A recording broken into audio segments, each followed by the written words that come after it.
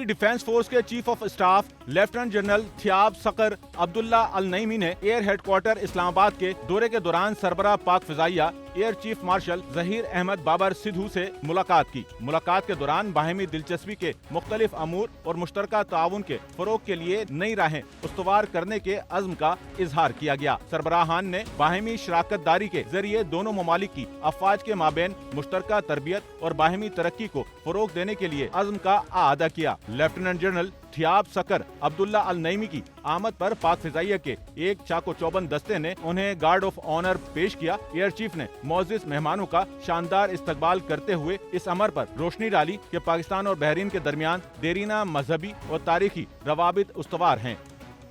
Sachal news network की videos में खुशामदीद। नाजरीन, वीडियो से मुतालिक अपनी कीमती राय का इजहार कमेंट बॉक्स में ज़रूर करें और चैनल को सब्सक्राइब करें।